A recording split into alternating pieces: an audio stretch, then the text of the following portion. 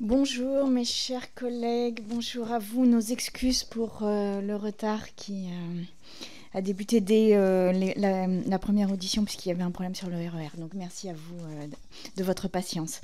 Donc chers collègues, ils vont arriver tout de suite. Nous poursuivons nos auditions du jour en recevant des femmes extrêmement courageuses qui souhaitent témoigner des violences qu'elles ont eu à subir en évoluant dans le monde du cinéma, de l'audiovisuel et de la musique notamment. Je remercie donc très chaleureusement de leur participation Madame Flore Benguigui, compositrice et interprète. Bonjour Madame. Madame Florence Porcel, autrice, actrice et chroniqueuse. Bonjour Madame. Madame Aurélie Leroc, actrice et scénariste. Bonjour Madame.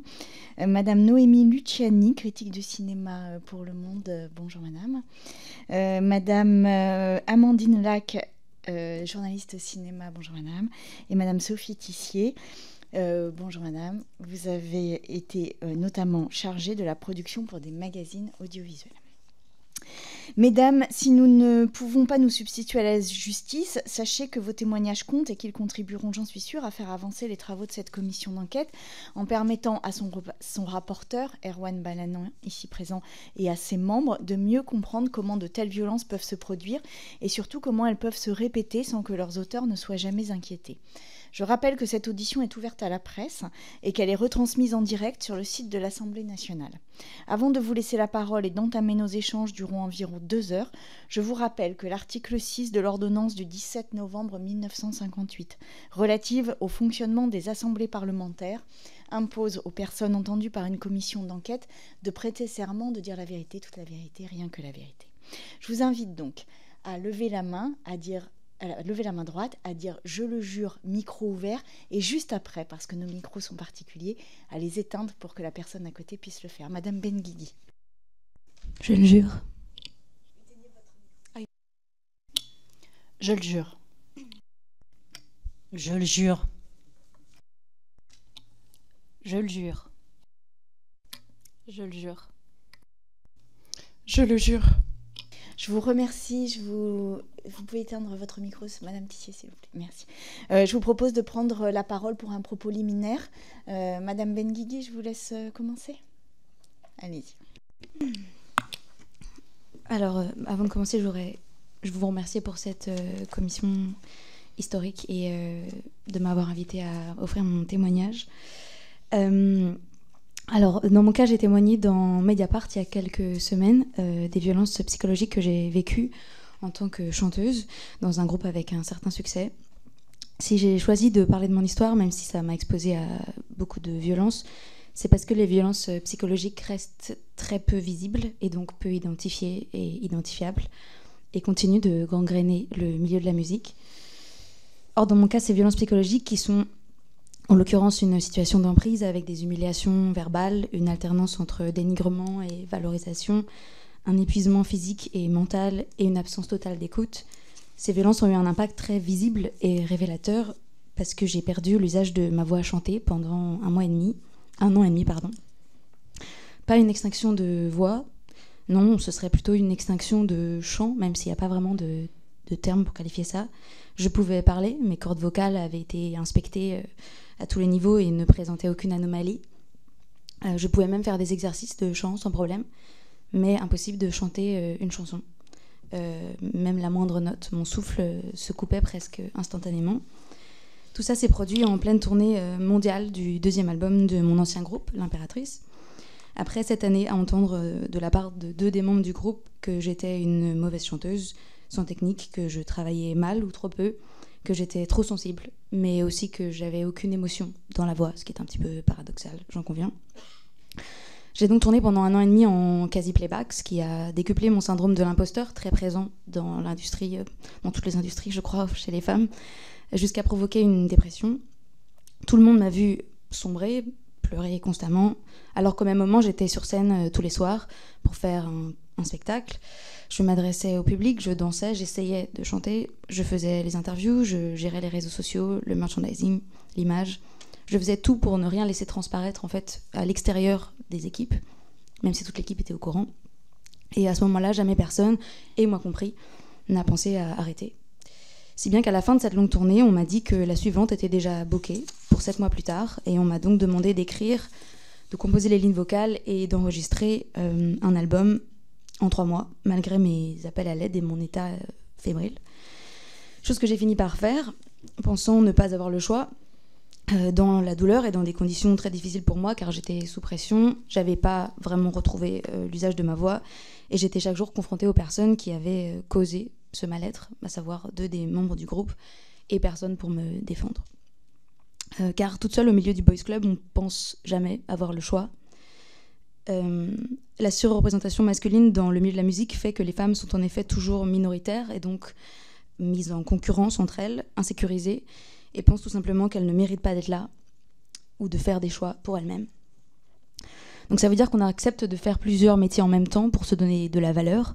Dans mon cas, par exemple, c'était les réseaux sociaux, le stylisme, tout ça, du groupe, en plus d'être chanteuse, autrice, compositrice.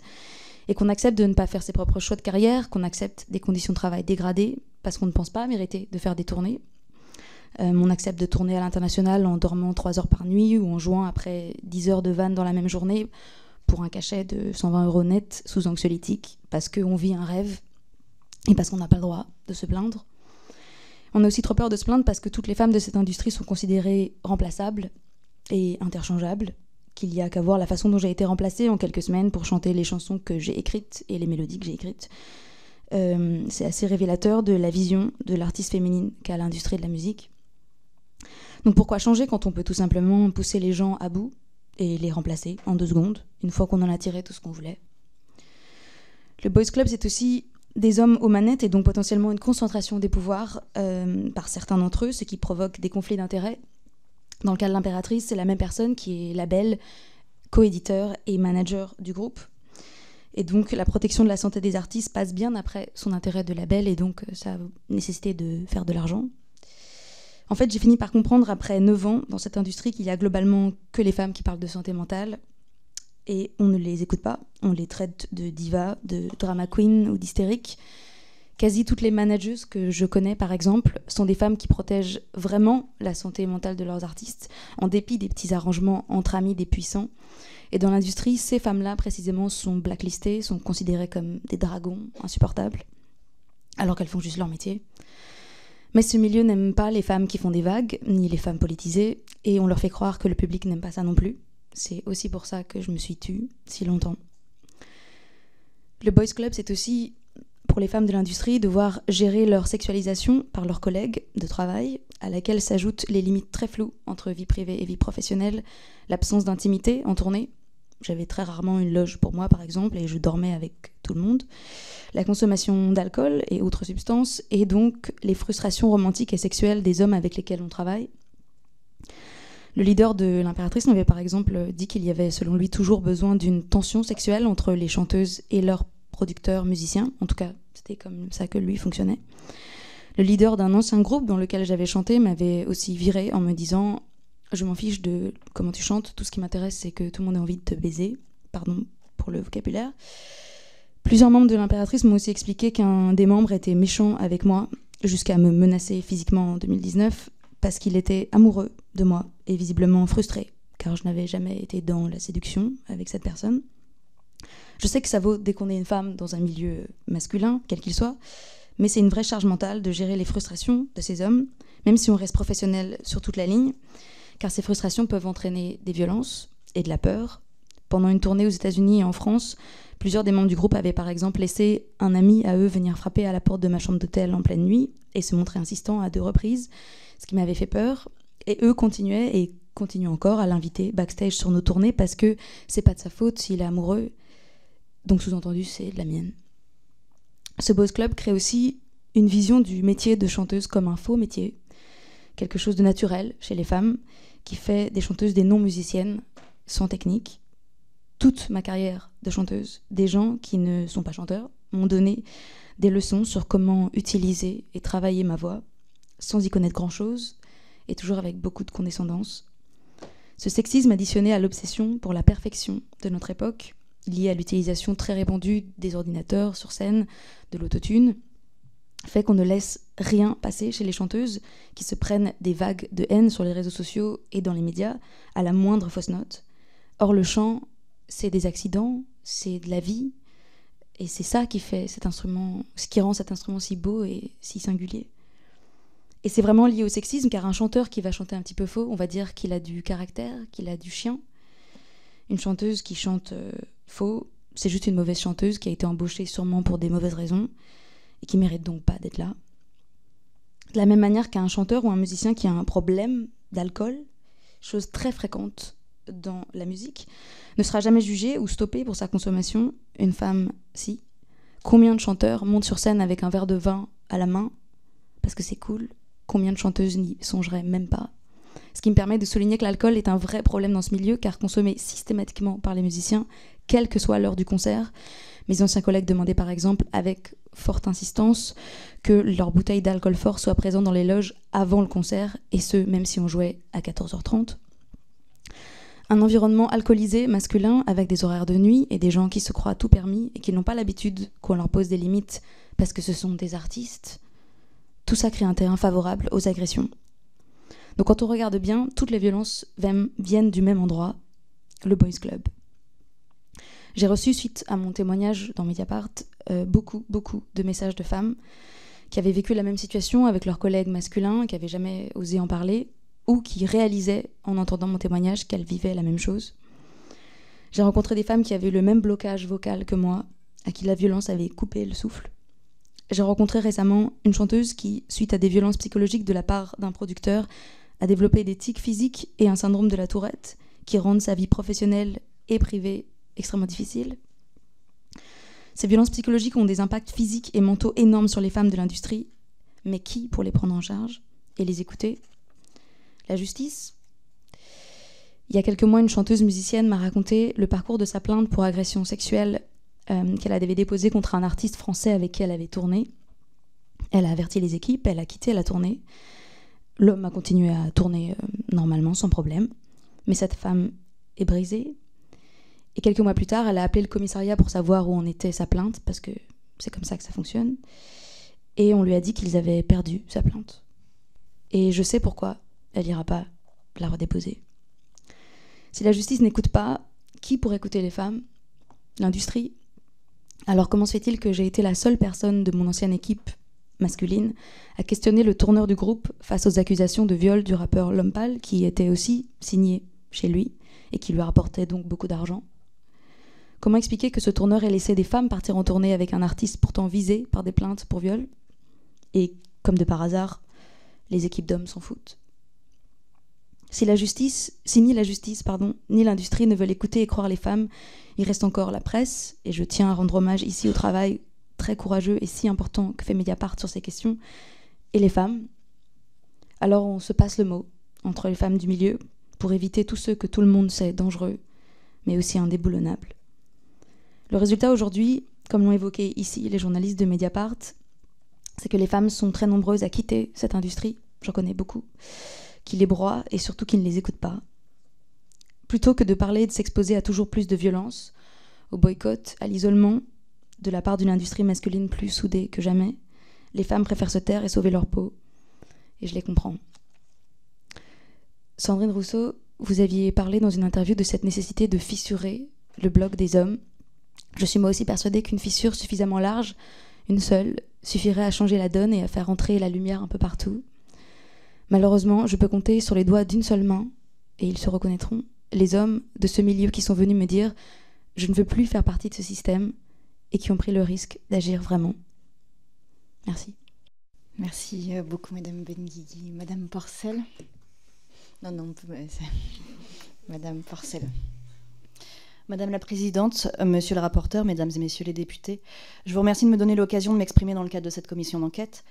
Il y a 4 ans, quasiment jour pour jour, je décidais de porter plainte pour viol aggravé contre Patrick Poivre d'Arvor, en dépit de l'épreuve que représente une procédure judiciaire, en dépit également de la faiblesse statistique d'une issue favorable, et en dépit des risques pour ma vie professionnelle.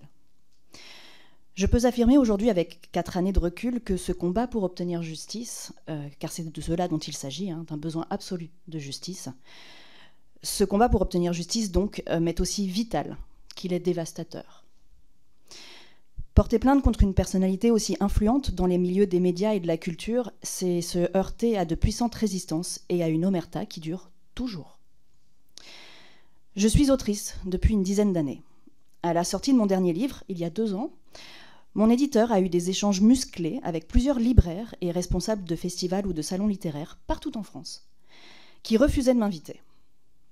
Nous étions pourtant déjà plusieurs dizaines de femmes à nous être adressées à la justice. Ma plainte était donc loin d'être la seule, mais j'étais la première et leur loyauté revendiquée envers Patrick Poivre d'Arvor, qui a régné sur le milieu littéraire pendant des décennies, a été la plus forte.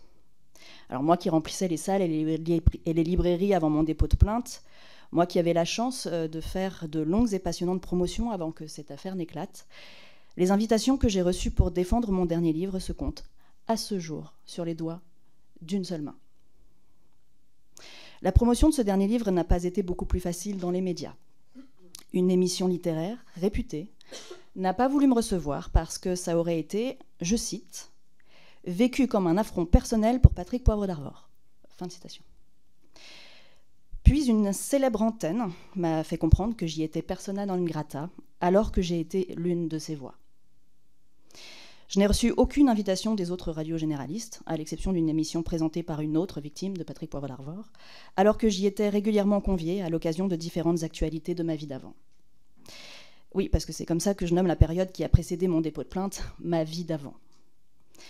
En parallèle à mon activité d'autrice, qui à elle seule ne m'a jamais permis de vivre, je faisais de la vulgarisation scientifique, spécialisée dans le spatial et les sciences de l'univers, et la majorité de mes revenus provenaient des médias, de la publicité et de l'événementiel sur ces thématiques. J'ai maintenant plusieurs années de recul et plusieurs revenus fiscaux de référence à comparer. À l'exception de l'année 2023 où j'ai pu un peu souffler, j'ai perdu 1/4 de mes revenus entre ma vie d'avant et ma vie d'après mon dépôt de plainte. Pour tout vous dire, c'est une perte plus importante que l'année Covid, et je vous rappelle que la majorité de mes revenus provenaient de l'événementiel. Ma carrière dans la vulgarisation scientifique tenait sur 3 piliers. Mon image, mon irréputation et ma rigueur concernant les faits.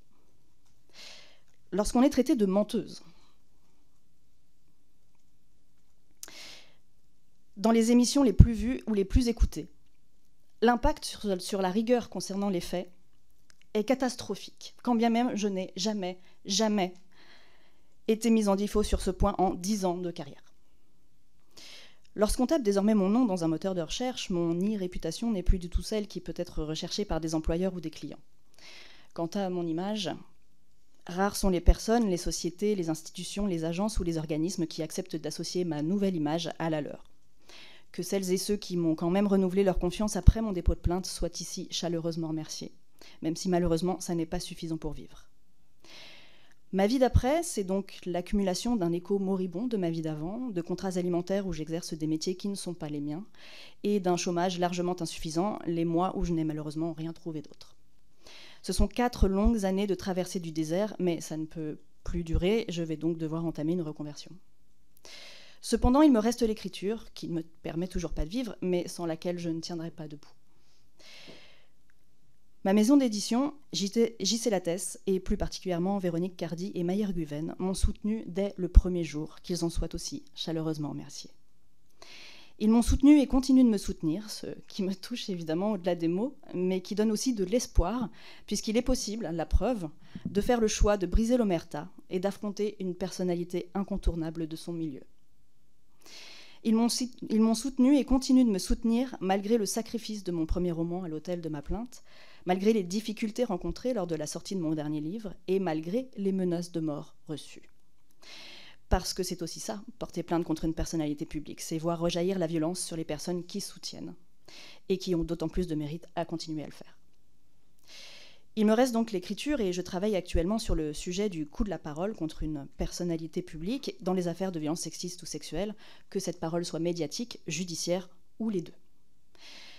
J'ai déjà mené de nombreux entretiens et ce qui se dégage de l'écrasante majorité des témoignages, c'est la déflagration subie par le traitement médiatique des affaires, qui est ressentie comme une violence par les victimes. Peut-être est-ce la raison de votre émotion, Madame la Présidente, lorsque vous avez témoigné à propos de la responsabilité des médias à ce micro le mois dernier. En tout cas, en ce qui me concerne, et même si j'ai bien conscience que dans mon affaire, les médias ont permis à d'autres femmes de trouver le courage de s'adresser à la justice, le traitement médiatique a le plus souvent un impact non négligeable sur ma santé mentale. Je prends un exemple très récent. Fin 2024, en l'espace de quelques semaines, le secret de l'instruction en cours a été brisé par la presse à 2 reprises. Comme il s'agit d'éléments accablants pour Patrick Poivre d'Arvor, on pourrait penser que ce genre de publication est un soutien, mais c'est faux, et ce pour plusieurs raisons. Il faut savoir que de mon côté, je respecte scrupuleusement le secret de l'instruction. C'est psychologiquement très difficile à gérer parce que je reste donc seule, avec mes avocats bien sûr, détentrice de secrets qui sont très lourds à porter. Ou bien je reste seule avec la date d'une convocation pour un acte d'enquête que je devine terriblement éprouvant, mais pour lequel je ne reçois aucun soutien d'aucune sorte, puisque je ne dis à personne qu'il va advenir. Et lorsque c'est passé, je continue à me taire et j'en gère seule les conséquences. Alors quand la presse dévoile ce genre de secret, une partie de mon entourage m'en veut de m'être tue et me le fait comprendre. Donc non seulement je ne reçois ni l'écoute, ni le soutien dont j'aurais besoin après des convocations très éprouvantes, mais en plus je dois gérer leur colère, leurs reproches, leur frustration et leur déception. C'est la double peine. Une autre raison pour laquelle ça ne me soutient pas, bien au contraire, c'est parce qu'à chaque fois que le secret de l'instruction est brisé par la presse, c'est sur moi que les soupçons se portent, et c'est un risque non négligeable pour mon dossier. Or moi, tout ce que je souhaite, c'est un procès. J'y ai déjà sacrifié 4 années de ma vie. Et si 2 journaux différents dévoilent des secrets de l'instruction en quelques semaines, il n'y a aucune raison pour que ça s'arrête. Et je dois désormais vivre avec la peur qu'une nouvelle publication tombe sans crier gare et me mette à nouveau en danger. Les épées de Damoclès rendent encore plus anxieuse, provoquent encore plus d'insomnie, elles sont suffocantes. Et si je me suis permis de développer ce point aujourd'hui, c'est pour ouvrir une discussion autour de la médiatisation de ces affaires. Alors évidemment, je ne reprocherai jamais aux journalistes de faire leur travail. Jamais. Je ne reprocherai jamais non plus aux journalistes de protéger leurs sources. Ce sont les bases d'une démocratie saine. Mais il faut que les journalistes et leurs sources prennent conscience des impacts sur les parties prenantes des affaires en cours pour réfléchir à leurs responsabilités. Les dossiers de violences sexuelles ne sont pas tout à fait des dossiers comme les autres, puisque ce sont des dossiers où les victimes perdent déjà tout, dès lors que l'affaire éclate, à cause de la culture du viol. Ce serait bien qu'elles ne soient pas entravées dans leur combat pour obtenir justice. Et c'est à vous que je le dis et que je le répète, messieurs les législateurs, mesdames les législatrices, c'est uniquement de cela dont il s'agit, d'un besoin absolu de justice. Et je vous remercie pour votre écoute. Merci beaucoup, Madame Porcel. Madame Leroc.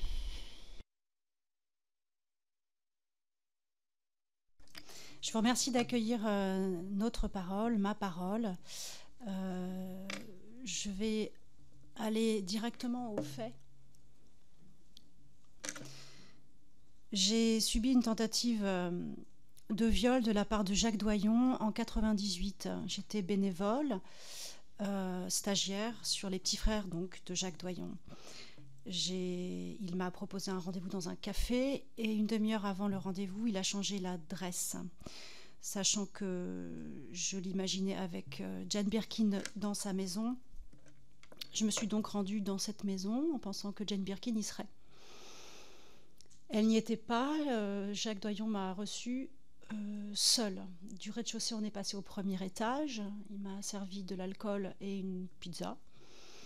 Et il m'a fait miroiter des essais avec Stéphane Fuenquinos pour me faire démarrer le métier. Donc là, j'ai une vingtaine d'années. C'est mon premier tournage. Il m'a dit que Isabelle Huppert, Béatrice Dalle, Binoche avaient eu ce même parcours et qu'elles étaient toutes passées par lui pour démarrer. En plein milieu du repas, il a ouvert une petite porte qui m'a menée dans un grenier. Au 2e étage, il y avait donc une chambre dans laquelle j'ai été piégée. Il s'est allongé sur le lit.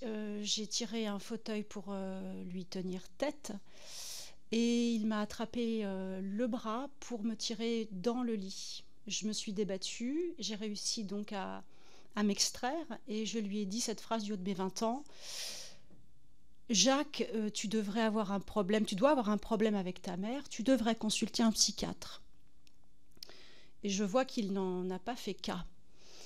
Le lendemain, l'ambiance du tournage avait totalement changé. Les gens se détournaient de moi. Lola Doyon, sa fille, qui était première assistante, que j'aimais énormément, m'a écartée du tournage en me positionnant dans une pièce pour garder du matériel. Et j'ai été agressée par un régisseur qui est venu mimer des orgasmes autour de moi, qui m'a tourné autour pendant 5 minutes en mimant des orgasmes. Je me suis levée, je l'ai invectivé et il m'a donné un coup de poing dans le nez. Donc je suis tombée le nez en sang par terre. J'ai entendu des talkie-walkie qui ont dit « faut la virer, faut la virer ». Il s'agissait certainement d'une décision du directeur de production, mon ami Yvon Crène. Je suis allée voir Yvon Crène et je lui ai dit « non, je ne suis pas virée, je pense que tu n'as pas compris la situation ». Mais effectivement, tout le plateau s'est retourné contre moi. J'ai été mise à l'écart pendant 3 semaines. Donc j'ai tenté de rester sur mon lieu de travail sur lequel j'ai été agressée. Pour vérifier ce qui s'était dit par rapport à Stéphane Fuenquinos, j'ai donc demandé à Jacques le numéro de téléphone de Stéphane Fuenquinos, et quand je l'ai eu au téléphone, Stéphane m'a dit « rendez-vous chez Alain Sard ». Je me suis donc rendue rue Dumont d'Urville.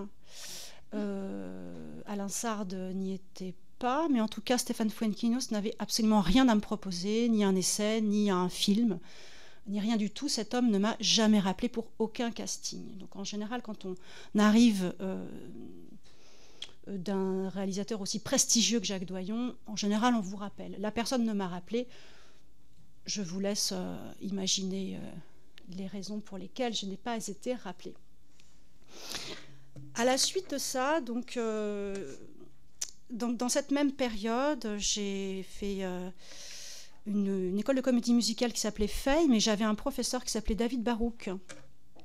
David Barouk qui s'est proposé être un peu mon protecteur et m'a dit qu'il était amoureux de moi. Et finalement, donc, j'ai mené une relation avec cet homme pendant 6 mois pour m'entendre dire finalement que son but était de me rabattre sur un couple pervers qu'il menait avec son ex qui était finalement sa compagne, donc pour faire un trio pervers. Là, je pense que j'ai dévissé puisque j'ai fait une tentative de suicide donc dans l'année qui a suivi l'agression de Jacques Doyon. Et donc la trahison de David Barouk, qui est toujours en exercice d'ailleurs. J'ai été plutôt protégée par l'équipe d'MK2, Marine Karmitz, Caroline Eliachev, Nathanaël Karmitz, Elisha Karmitz, Jérémy Nassif, que j'aime beaucoup. Donc j'ai travaillé au siège auprès d'eux, ça m'a fait beaucoup de bien. J'ai malheureusement rencontré un jeune homme du Conservatoire national, un acteur qui s'appelle Mathias Mégard, qui m'a confié avoir été violé par son professeur au Conservatoire national. Donc je l'ai écouté avec toute sympathie, toute empathie.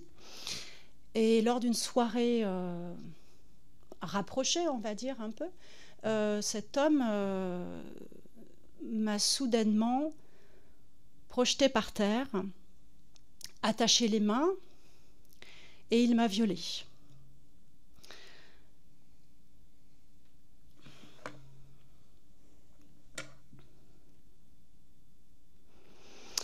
Ce viol a fait l'objet d'une amnésie traumatique de 15 ans et j'ai retrouvé ce souvenir lorsque je suis tombée enceinte de mon fils. Par rapport à ces 3 affaires, les conséquences, quelles sont les conséquences? Jacques Doyon n'a pas été mis en examen. Je ne suis pas la seule. On sait très bien qu'il a énormément de plaintes qui le suivent. David Barouk, le professeur de théâtre, est toujours en exercice. Je précise que la manipulation dont j'ai été l'objet, il l'a fait aussi sur plusieurs de mes collègues élèves, donc apprentis comédiennes. Et donc ça, bon.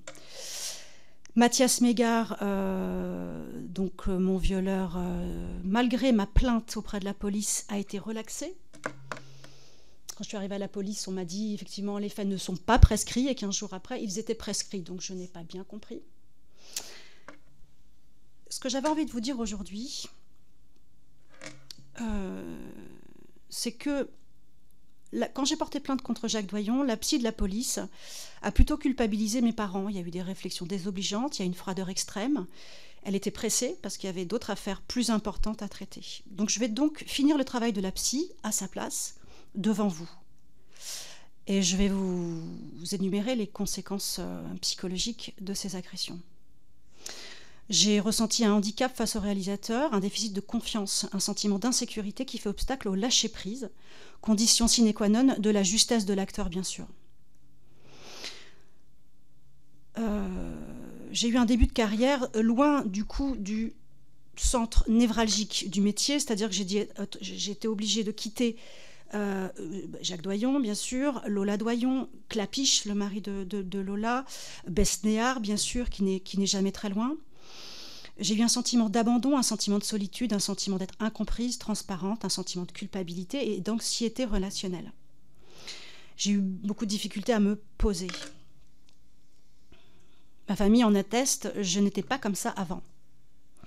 Et puis, il y a cette crainte que ça recommence. Et nous, les comédiens, les comédiennes, on est toujours dans ces conditions de devoir chercher du travail. On n'est pas comme aux États-Unis. Aux États-Unis, les auditions sont accessibles, c'est démocratique. Ici, ça fonctionne de manière aristocratique. Donc, il faut aller chercher l'audition, l'essai, le travail. Et donc, on doit toujours recommencer cette séduction qui, normalement, n'a pas lieu d'être.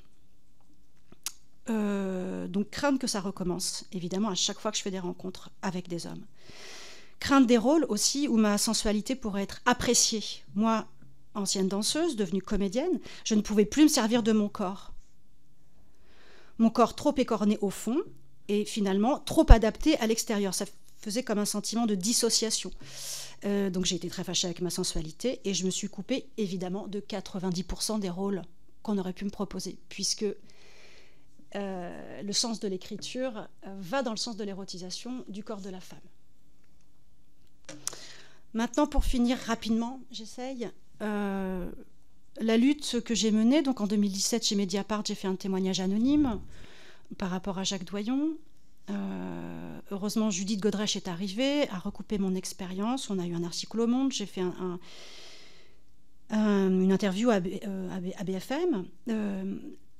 Tout cela n'a servi à rien. J'ai la sensation de faire le travail de la justice parce que la justice ne fait pas son travail. Puis je ressens une opposition très forte de la part du président Macron qui adoube notamment Depardieu. Il y a des soutiens de Jacques Doyon comme Dominique Besnéard. Il y a Alain Sard, qui n'a jamais été inquiété pour le trafic de jeunes filles et proxénétisme en 2000. Il a été relaxé par des lettres de moralité signées de la part de la majorité des professionnels du spectacle. Il y a eu les signataires de la tribune Depardieu, totalement réactionnaires. Donc le métier se divise en deux. On a la sensation d'une puissance, d'une impunité et des victimes qui ne sont pas entendues. Voilà pour le tour d'horizon. J'évoquerai rapidement Caroline Fourest et sa surreprésentation, sa survisibilisation médiatique. Et pour finir, je dirais, tout cela n'enlève rien au fait que nous sommes majoritaires. Merci beaucoup, Madame Leroc. Madame Luciani. Je voudrais d'abord vous remercier de m'avoir invitée à cette table et remercier toutes celles qui sont avec moi. Je n'ai pas réussi à manger ce matin, mais c'est votre courage qui me nourrit. Je m'appelle Noémie Luciani, j'ai été critique de cinéma pendant une quinzaine d'années. Comme la plupart de mes collègues, je n'avais pas de contrat, je multipliais les piges pour plusieurs médias. Et en 2021, j'étais à Cannes. Je n'avais pas prévu de m'y rendre, ayant toujours trouvé la cinéphilie en berne, l'exercice social nauséabond, les nez trop poudrés de cocaïne. Mais l'un de mes rédacteurs en chef avait beaucoup insisté. Et il allait m'embaucher en septembre. Ça devait être mon premier contrat. C'est si rare, qu'après des années de pige, précédées d'années de textes bénévoles, quand la revue ne rémunérait pas encore, je voulais encore prouver que je méritais sa confiance. À la fin du festival, la revue a donné une soirée dans l'appartement qu'elle louait. Et le directeur général d'un média partenaire m'a abordé.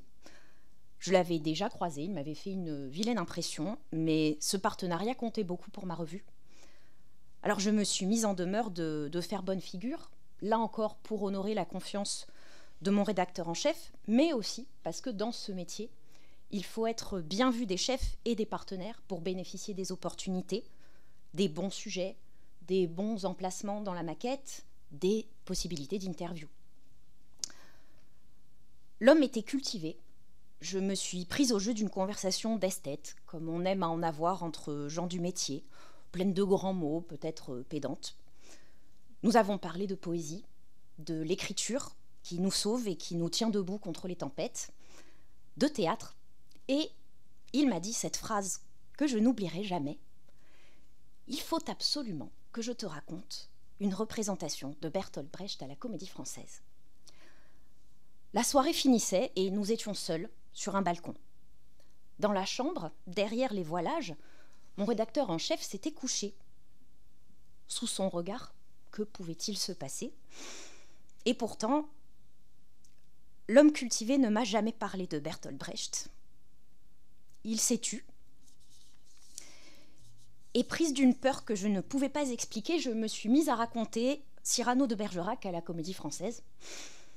J'ai tout décrit, la voix des acteurs, leurs jeux, les costumes, le moindre élément de décor dont je me souvenais comme un barrage invisible, jusqu'à ce que le souffle me manque. Mais avant que je puisse reprendre de l'air, il a éteint ma bouche en y plaquant la sienne, immobile et glacée. J'ai pensé, voilà à quoi cela doit ressembler d'embrasser un cadavre. J'ai pensé non, mais ses lèvres fermaient les miennes, alors j'ai tenté de m'enfuir, et il m'a rattrapée. Le silence me faisait mal, j'ai essayé de parler, ses mains me faisaient mal. Le silence s'est cogné sur le son des volets roulants que mon rédacteur en chef, sans doute incommodé par le spectacle, a baissé. Je suis restée enfermée sur le balcon avec l'homme cultivé et mes mots pour se larmes. Ils ne m'ont pas sauvée. J'ai porté plainte contre lui pour viol et j'attends que la justice nous entende. Moi et cette jeune femme qui l'a agressée durant 2 éditions d'un festival où elle travaille. Et elle a essayé de le repousser si fort, m'a-t-elle dit, qu'elle en avait le lendemain des courbatures dans tout le corps. J'ai aussi saisi les prud'hommes contre cet ancien employeur, à qui j'avais tout raconté. Mais qui, lorsque j'évoquais quelques semaines plus tard ma prise de poste, m'a dit ne pas comprendre de quoi je parlais.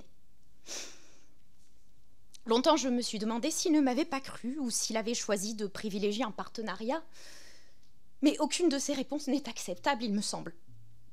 Et je n'ai pas retrouvé de stabilité professionnelle depuis. Lorsque je mentionne ce CDI disparu, sans nommer qui que ce soit, à quelqu'un du milieu, personne n'est surpris. Mon histoire est un mélange de violences sexuelles et professionnelles, tristement emblématique du petit monde de la critique de cinéma. Ma rencontre avec Amandine Lac au sein de MeTooMédia l'a confirmé, comme les témoignages que nous avons entendus au cours de l'enquête que nous avons décidé de mener. Entre victimes, nos histoires violentes ne nous étonnent jamais. Après la prise de parole de Judith Godrèche, on a demandé aux critiques pourquoi ils ne s'étaient pas fait l'écho des violences du cinéma. Ils ont souvent professé l'ignorance, ils ont parfois revendiqué cet étonnant droit à l'indifférence dont Éric Neuhoff se targuait sur France Inter en mai dernier en disant « Je vais à Cannes pour voir les films, pas pour les faits divers ». Personne ne semble faire l'hypothèse que les critiques peuvent se comporter comme les prédateurs du cinéma sur lesquels ils écrivent. Pourtant, ils se ressemblent. Leurs cibles sont jeunes, souvent des femmes, toujours précaires. Ils leur promettent en guise de tapis rouge leur nom sur du papier glacé. Leurs mots sont des armes qu'ils pratiquent en vétérans, sinon en virtuoses, c'est leur métier. Les mots des critiques sont de surcroît des alibis. N'ont-ils pas fait profession de s'intéresser à l'image sur l'écran, plus qu'à la chose, plus qu'à la peau? Il est temps de parler et dur d'être entendu. Il y a déjà des victoires. Après le signalement de l'autre victime dont je vous ai parlé, puis le mien, le média de l'agresseur l'a démis de ses fonctions et coupé tout lien avec lui. Il y a des défaites. Jusqu'ici, Amandine et moi avons échoué à médiatiser notre enquête, malgré l'aide de MeTooMédia. L'enjeu diplomatique est lourd, il faut écrire sur ses collègues. L'histoire se met de noms inconnus hors du cénacle. il y a des victoires futures qui commencent comme des défaites. Je n'ai pas encore réussi à aller voir Bertolt Brecht à la Comédie Française, mais j'ai commencé à lire ses poèmes parce qu'il me semble qu'aucune guerre ne peut faire l'économie de connaître l'adversaire, et aussi parce qu'il m'est intolérable que l'homme cultivé me prive de surcroît de mots. Aussi pour tenir dans le temps nécessaire contre lui, ses semblables et leurs spectateurs indifférents, j'en appelle à Bertolt Brecht, qui écrit « Nos défaites, voyez-vous, ne prouvent rien, sinon que nous sommes trop peu nombreux à lutter contre l'infamie. Et nous attendons de ceux qui regardent qu'ils éprouvent au moins quelque honte. » Merci. Merci beaucoup, Madame Luciani. Merci beaucoup, Madame Lac. Je voudrais, moi, m'adresser à Madame Luciani. Je voudrais m'adresser à tout le milieu de la critique parce que je pense que le témoignage de Noémie et le mien montre une douleur que ce milieu ne refuse de voir. Et elle est là. Et j'espère qu'aujourd'hui, le milieu va prendre conscience de ce qu'il joue. Donc, je m'appelle Amandine Lac, j'ai 29 ans. Je suis également ambassadrice de l'association MeToo Media qui lutte contre les VSS dans le milieu des médias. J'ai été critique de cinéma et directrice de publication d'un média de cinéma indépendant nommé Sorociné. J'ai porté plainte pour harcèlement sexuel et viol, au pluriel, en septembre 2023 contre Marc Moquin, cofondateur et rédacteur en chef de Revue et Corrigée, une autre revue de cinéma indépendante dont j'ai été aussi rédactrice.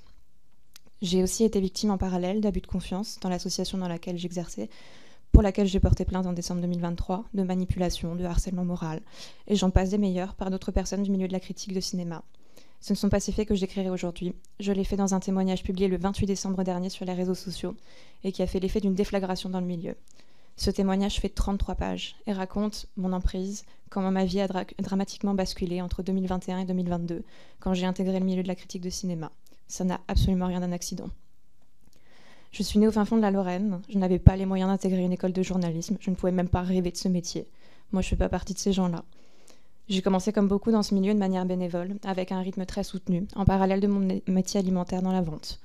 En 2018, j'intègre bénévolement la rédaction du Bleu du Miroir. Je fais mon premier festival de Cannes avec une accréditation jaune autour du cou, en 2019. Je vis un rêve éveillé. Je rends 3 papiers par jour, en plus des 3 ou 4 projections par jour, pendant 10 jours. Le tout sans toucher un seul centime et en ayant payé ce séjour de ma poche. C'est pas grave. Après tout, je regardais le festival de Cannes depuis ma télévision pendant trop longtemps, en connaissant par cœur les noms des films en sélection sans pouvoir en voir un seul, car même pas diffusé dans ma petite ville de Moselle. Tout ça, c'était pas pour moi, et ça semblait désormais à ma portée. En 2020, j'ai 25 ans. Je profite du confinement pour me consacrer à un projet que l'on veut porter avec d'autres bénévoles, un peu fou. Celui de créer une revue papier consacrée au cinéma à travers un point de vue féministe, qui s'appelle donc Sorociné. J'y travaille comme une dingue. En 2021, le projet se concrétise. Le numéro 1 de Sorociné sortira en été. Je deviens membre du syndicat de la critique dans le même temps. J'y suis presque. Je quitte mon travail dans la vente après un burn-out et je me dis, ça y est, je peux tenter le tout pour le tout. Je mets plus de 4 mois à toucher le chômage. En avril 2021, Marc Moquin nous prend sous son aile. Il incarne aux yeux de beaucoup le passeur entre la critique bénévole et professionnelle. Il a créé une revue indépendante à partir d'un financement participatif, comme moi. J'ai l'illusion que désormais, la critique n'appartient plus uniquement aux grands titres de presse, ça paraît être à la portée de tout le monde, même des gens comme moi. Dès juillet 2021, peu après la sortie du numéro 1 de Sorociné, il focalise son attention sur moi. Il commence à m'ouvrir des portes, à moi, la vendeuse que personne ne connaît dans le milieu. C'est un soutien précieux dans le développement de la revue. Je suis entièrement dépendante de lui, d'abord par son influence, puis économiquement. Il me présente à d'autres professionnels, m'aide sur des partenariats financiers. Un soir d'août 2021, après avoir pris un verre avec moi, qu'il qualifie de date alors qu'il n'était absolument jamais question de ça, il s'excuse d'avoir passé la soirée à me draguer et dans le même temps me dit « Si j'avais été proche de toi plus tôt, je t'aurais proposé d'écrire dans la revue. » Et moi je suis naïve, j'ai dit que je n'étais pas intéressée, j'ai dit non, c'est déjà même la 3e fois que je refuse ses avances. Alors je suis persuadée en fait qu'il va m'entendre. Et puis en fait, je retiens seulement le fait que je peux peut-être intégrer une vraie rédaction pour de vrai. Et peu de temps après, il me commande un texte. C'est mon premier texte rémunéré. Et il me porte au nu quotidiennement, quand je n'existe même pas aux yeux des autres. J'intègre une rédaction avec d'autres professionnels ensuite. Sa rédaction.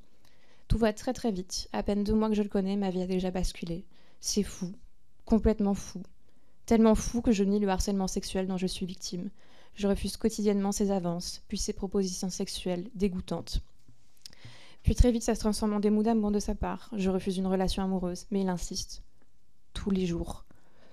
Je ne comprends plus rien, je crois être folle. Je pense que tout ça est de ma faute. Et tout ça dure de juillet, août, jusqu'à début décembre 2021, jusqu'au viol, toujours au pluriel.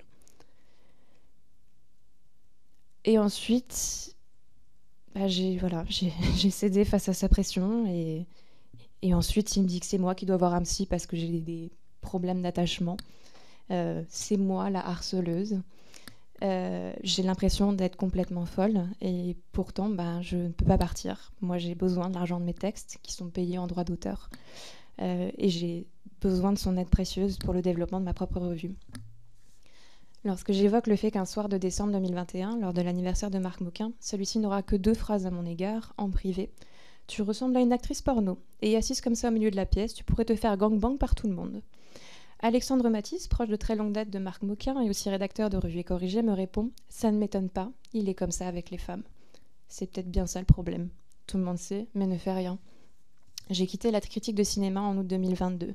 J'ai souffert d'un stress post-traumatique avec de très nombreuses crises de décompensation où j'avais l'impression de perdre totalement la tête. Il m'arrivait de muriner dessus la nuit.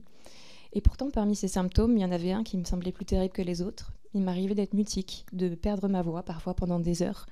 Il n'y avait plus un son qui sortait de ma bouche. J'avais l'impression qu'on m'avait volé qui j'étais.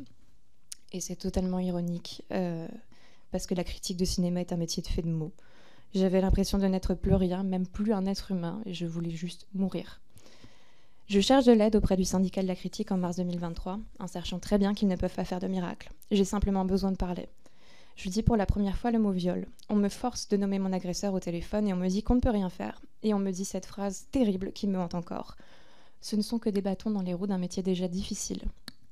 15 jours plus tard, je reçois une newsletter de la part du syndicat de la critique, dans lequel il y a un message de soutien adressé à Revue et Corrigée qui arrête sa parution. En dessous, il y a un paragraphe qui invite les victimes de VSS à prendre contact avec le syndicat pour être mises en contact avec une aide juridique que l'on m'a refusée. Et je me sens, pardonnez-moi l'expression, comme une conne. Je comprends que parler ne sert strictement à rien dans ce milieu, et je replonge.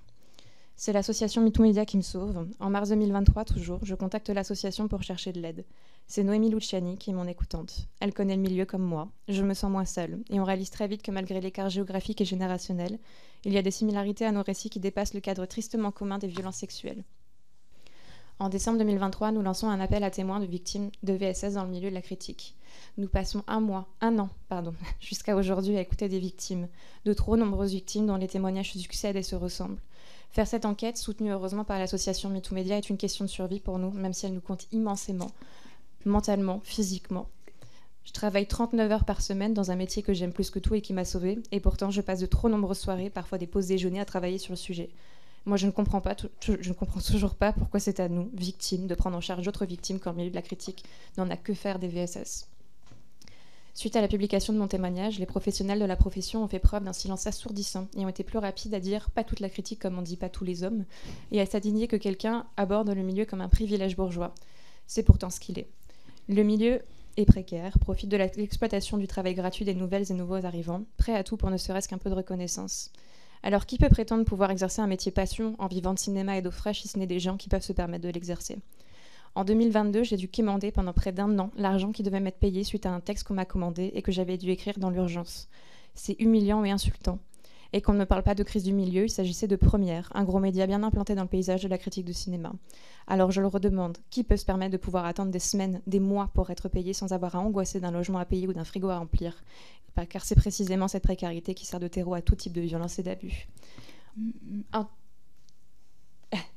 Le temps file. Pardon, je vais finir.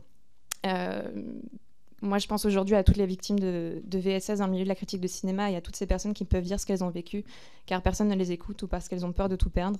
Je pense aux critiques Camille Nevers et Olivia Cooper-Adjian qui ont courageusement témoigné à visage découvert en décembre dernier face à Serge Boson, réalisateur, mais aussi critique de cinéma. Leur parole a été mise sous le tapis car le sujet des VSS dans la critique de cinéma était considéré jusqu'à aujourd'hui comme un non-sujet. Je pense aussi à toutes les personnes racisées, non valides, queer du milieu de la critique, trop peu nombreuses et qui, sans vouloir parler à leur place, auraient sans doute beaucoup de choses à dire si on daignait seulement les écouter. Merci. Merci. Madame Tissier. Et merci aussi de me donner la parole dans cette assemblée. Donc moi, je suis une femme aujourd'hui broyée. Je me suis retirée du monde du travail depuis 6 ans. J'aurai 46 ans en février prochain, le 23. Je suis mère esseulée de 2 enfants. Je vis de l'allocation adulte handicapé, des pensions alimentaires et des allocations familiales. Depuis 6 ans, je vis sous le seuil de pauvreté. Le contexte, c'est que je suis arrivée à 17 ans de ma petite ville natale de Moulins, en laissant ma famille, tentant d'échapper au traumatisme de 2 viols consécutifs subis à l'âge de 16 ans. J'étais sur le plan psychique complètement détruite, ma santé fragile. J'avais de gros problèmes de sommeil, de mémoire, de concentration, de dépression. Je me réfugiais dans mes passions, le cinéma, le piano, la danse, la natation, aussi la fête. J'essayais toujours de faire bonne figure, je portais le masque enjoué. Je me suis inscrite en fac de cinéma à la Sorbonne, tout en enchaînant les petits boulots, vendeuse de chaussures, hôtesse d'accueil, etc. Je me suis raccrochée à la vie comme j'ai pu. Fin 99, un médecin des SOS médecins appelé en pleine nuit est venu. Il m'a imposé un examen gynécologique totalement injustifié. Il m'a violée. 3e viol. J'ai nié cette agression pour survivre, mais j'ai ressombré. J'entrais dans la vie professionnelle, dans ces conditions indescriptibles.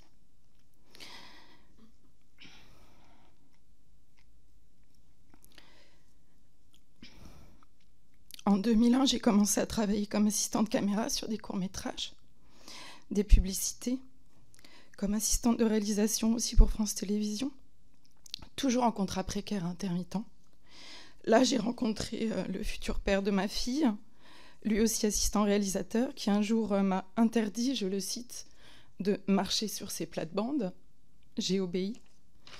Et il m'a cantonnée au poste d'opératrice prompteur pour rendre service à la prod du magazine de la santé pour laquelle il travaillait déjà. J'y reviendrai tout à l'heure. Mon CV a ensuite très vite circulé. J'ai enchaîné des contrats intermittents. Merci. À ce poste qui m'ennuyait mais me permettait de gagner ma vie. J'ai travaillé un peu pour toutes les chaînes, Arte, France Télévisions, Canal+. L'ambiance sexiste a toujours été plus ou moins présente sur tous les plateaux, mais des événements plus ou moins traumatisants ont égrené tout mon parcours et j'ai subi aussi une agression sexuelle. Mais c'est aussi l'injustice de la précarité financière orchestrée, un sexisme institutionnel qui touche particulièrement les femmes, dont j'ai été et suis toujours la plus grande victime, dont je voudrais parler particulièrement. Bon, déjà, dès mon premier stage, c'était je te présente ma petite stagiaire, elle est mignonne, hein, avec des œillades, des sous-entendus lourdingues. À l'été 2003, j'ai effectué un stage au laboratoire Éclair à Épinay-sur-Seine. J'étais sous la coupe de Serge Anthony, mon chef de stage, un étalonneur, celui qui règle l'équilibre des couleurs de l'image. Il m'a soumise à un harcèlement sexuel quotidien. Tous les matins, des remarques grossières à connotation sexuelle sur mon physique, ma tenue, des avances. Tout était propice à être détourné vers la chose. Il était complètement obsédé. Je me souviens particulièrement de la venue d'un de ses amis réalisateurs, Nils Tavernier, avec qui la complicité machiste et misogyne était totalement décomplexée. Très imbu de lui-même, Nils Tavernier m'a toisé de la tête aux pieds. Serge lui a fait remarquer que je n'étais pas intéressante vu la taille de mes seins. Il ricanait ouvertement avec cynisme de leurs blagues misogynes. Et Serge laissait entendre que certaines stagiaires n'avaient pas été farouches, allant jusqu'à se glorifier des attouchements dans la salle obscure de projection où nous passions la plupart du temps pour travailler. Il prenait plaisir à provoquer et à affirmer que les femmes, selon eux, n'aimaient que ça, qu'on les force, qu'on les prenne avec violence. C'est bien connu, les femmes aiment ça. Ce jour-là, je m'étais installée 10 rangs derrière eux. En préparant mon témoignage ici, hier, j'ai appris que Nils Tavernier est accusé de viol. Je voudrais donc dire à Jennifer Miramoncovillo, à Laura Lardeux, qui l'ont accusé. Je vous crois, j'ai vu le personnage, tenez bon.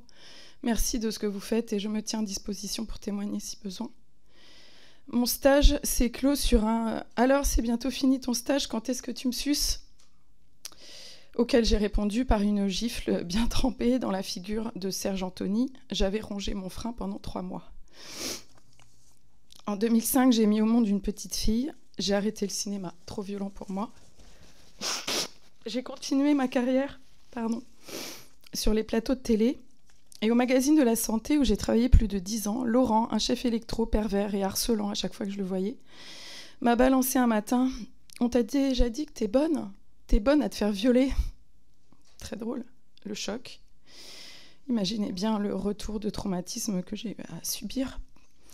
Je l'ai dénoncé à la prod, à Michel Simès, Marina Carrère d'Ancos. Oh, il a eu juste un petit sermon, aucune sanction, et j'ai continué à le croiser régulièrement pendant des années. Lors d'émissions de plateau en public, des émissions, en général, j'entendais très souvent les réalisateurs demander qu'on place des femmes au décolleté profond derrière les invités en fond de gros plan. C'était très souvent des hôtesses payées pour cela, pour appâter le chaland, comme on dit. Souvent en régie, les remarques misogynes, sexistes fusaient aussi. Je me dois de citer également en 2010 la remarque obscène et déplacée du producteur de l'émission L'Escure tôt ou tard, diffusée sur Paris Première. Ce producteur, c'est Nagui, qui, lors d'une réunion de préparation, alors que j'avais eu l'audace de défendre avec un petit peu trop d'aplomb mes nécessités de travail, m'avait jeté un « elle a du caractère, la petite, ça va se finir sur l'oreiller ». Lors d'un tournage de cette émission, j'étais venue travailler avec 42 fièvres et une angine carabinée pour ne pas planter la prod. J'avais terminé en larmes sous les cris intempestifs de Nagui dans la régie. Je m'étais rebiffée. Il m'avait fait porter des fleurs de sa loge à la fin de la journée par son assistante, mais j'ai ensuite été blacklistée. Voyez, la domination masculine n'a pas de limite, même chez les omniprésents du service public, on la retrouve. Une autre fois, le réalisateur et producteur de l'émission Complément d'enquête, pour laquelle j'ai travaillé pendant 3 ans, Philippe Lallemand, dont un des petits jeux favoris était de tourner très rapidement la tête au moment de dire bonjour pour vous embrasser sur la bouche. Il m'avait interpellée alors qu'il discutait avec le PDG de la société de post-production Highway, alors que j'allais livrer les bandes de l'émission en régie finale, l'émission qui était diffusée quelques heures après. Il m'avait balancé un « n'oublie pas de montrer tes seins en arrivant en régie ». Voilà. Donc, beaucoup plus tard, en 2015, l'émission des maternelles, un des cadreurs, habitué des blagues graveleuses. Et là, c'est beaucoup plus grave. Dans le couloir en sortant du plateau, d'un coup, il a tendu son bras en arrière alors que je marchais derrière lui et il m'a littéralement attrapé le sexe. Le fameux « grab the pussy », vous savez, de Donald Trump. Je l'ai vécu. Horrible. Je l'ai engueulé, j'ai hurlé. Je me suis plainte à la prod, mais son frère était le chargé de prod. Alors bon, difficile. Je n'ai pas eu le courage de porter plainte pour cette agression. Je m'étais déjà relevée de 3 viols. Je n'avais pas envie de replonger. Puis il fallait bien pouvoir continuer à bosser. Alors je me suis tue. Et puis en 2012-2013, je me suis retrouvée à devoir travailler sur la pire émission de toute ma carrière, Touche pas à mon poste, de Cyril Hanouna. Les équipes étaient solidaires et bon esprit, mais l'ambiance du plateau exécrable de misogynie pure. Je ne vais pas m'étendre là-dessus, vous connaissez le niveau de l'animal Hanouna, mais j'ai subi de la part du groupe Canal+, par contre, une baisse illégale, scandaleuse de salaire, de 25%, comme tous les intermittents sur les postes les plus précaires qui sont pour la majorité occupés par des femmes. J'ai osé prendre la parole sur le plateau et dénoncer la précarisation outrancière de Bolloré qui lançait sa mainmise sur l'ensemble du groupe Canal+. Bolloré, chantre du patriarcat, réactionnaire, conservateur de l'audiovisuel. On voit bien aujourd'hui comme la ligne éditoriale de sa chaîne CNews est loin des idéaux féministes de défense des droits des femmes. Et j'ai payé le prix de mon engagement. Pour avoir osé me rebeller et mener une procédure au prud'homme contre sa chaîne C8, j'ai subi les pires représailles judiciaires en étant accusée d'escroquerie au jugement. D'abord en 2018, une première plainte a été déposée contre moi au tribunal de Paris, classée en avril, mais elle est intervenue pour contrecarrer ma défense au prud'homme et m'a fait perdre toutes mes indemnités. Puis en 2019 et 2020, j'ai été encore une fois accusée et traînée au tribunal de Nanterre, de Versailles, toujours accusée d'escroquerie au jugement, où j'ai été naturellement 2 fois innocentée. Ces procédures m'ont totalement brisée, usée, m'occasionnant des frais d'avocat énormes pour ma défense et provoquant ma ruine. Je suis aujourd'hui sous la menace des huissiers qui me réclament la quasi-totalité des indemnités prud'homme que j'avais gagnées en 2016 et en partie dépensées. Je suis en surendettement. Je ne peux plus travailler. J'ai tenté de me défendre pour porter plainte et de porter plainte en 2019 contre C8 pour dénonciation calomnieuse. J'attends depuis 6 ans que ma plainte soit traitée par la justice. Il a fallu à peine quelques mois pour Bolloré pour m'assigner au tribunal. J'attends depuis 6 ans que ma plainte soit traitée. Et que enfin justice me soit rendue. Je n'ai aucune couverture médiatique de mon affaire, aucun soutien possible de l'opinion, pas un mot dans les journaux qui m'avaient pourtant relevée comme courageuse lors de mon intervention sur TPMP le 30 mai 2013. Et je suis totalement silenciée. Pourquoi ? Donc une femme seule qui élève ses 2 enfants, qui se bat contre un mastodonte audiovisuel du patriarcat et qui voit sa vie ruinée dans l'impossibilité de travailler sans voir ses salaires saisis, en dépression post-traumatique suite à toutes ces attaques infâmes et à la litanie d'agressions et de viols subis depuis l'adolescence. Est-ce parce qu'en 2015, j'ai osé m'opposer au droit de cuissage d'un politique, Éric Coquerel, qui est aujourd'hui président de la commission des finances de l'Assemblée, ici même, qui m'a harcelée et agressée? Est-ce en raison de mon engagement dans des mouvements féministes et citoyens? Est-ce parce qu'en 2016, j'ai osé lancer Nuit debout en dénonçant au passage l'infiltration de groupes violents antiféministes? Ma prise de parole du 23 février 2016 à la Bourse du Travail ayant totalement disparu de tous les réseaux?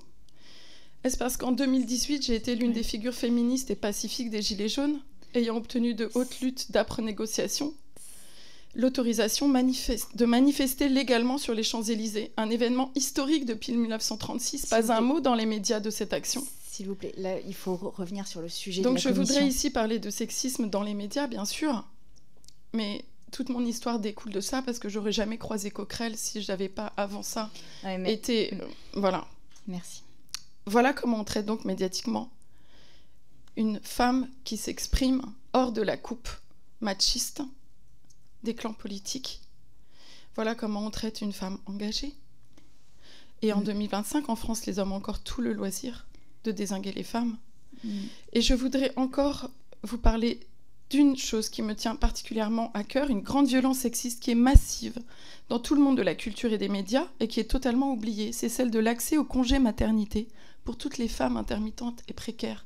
Parce que lors de mon 2e accouchement, après mon 2e accouchement, en 2017, je n'ai pas eu droit au congé maternité. Alors, bien sûr, c'est un combat qui concerne toutes les intermittentes, mais aussi les intérimaires, les saisonnières, parce que quand il s'agit de défendre notre droit naturel féminin, le plus primaire, j'ai envie de dire, celui d'enfanter, dont nombre de femmes sont privées en raison de leur précarité, de leur pauvreté, et où, quand on devient mère comme moi, des milliers de femmes tombent dans la précarité, une grande vulnérabilité. Il y a une espèce d'omerta, à croire que la maternité est devenue une croix à porter et que donner la vie est cantonné à l'image d'une femme d'un passé révolu. Pourtant, nous avons bien le droit de choisir d'enfanter ou non. Et donc, ce que je voudrais dire, c'est qu'aujourd'hui, j'ai essuyé un refus de la Caisse d'assurance de sécurité sociale pour obtenir un congé maternité, parce qu'il faut plus de 610 heures sur 12 mois. C'est des conditions plus difficiles que pour obtenir le droit au chômage, pour obtenir un droit au congé maternité. Et ça, ce n'est pas normal. Et quand bien même, c'est une violence économique sexiste massive. Et quand bien même on obtient ce congé maternité... Je peux le comprendre, effectivement, parce que je n'ai pas non plus eu de... Non, mais... S'il vous plaît, s'il vous plaît. Je vous propose, parce que c'est vraiment... important, parce que le congé maternité, c'est la précarité. On va juste la suite, j'en ai vraiment pas pour longtemps. Donc, quand on ouvre des droits au congé maternité, ces droits ne comptent que pour 0 € dans ensuite l'indemnisation chômage. Et donc, beaucoup de femmes renoncent à prendre leur congé maternité, ce qui les force non seulement à travailler plus tôt et à terminer de travailler plus tard dans leur grossesse. Et c'est d'une immense violence. Et moi, c'est aussi ce qui a participé à me faire sombrer après mon accouchement, où je me suis retrouvée au RSA avec une perte de droits. Et voilà, tout ce continuum, en fait, de violence sexiste, misogyne, est aussi maintenu par les institutions aujourd'hui de notre République. Et c'est ça que je voulais que vous entendiez aussi. Merci. Donc je plaide pour un congé maternité universel et inconditionnel pour toutes les femmes. Merci beaucoup. Merci à vous.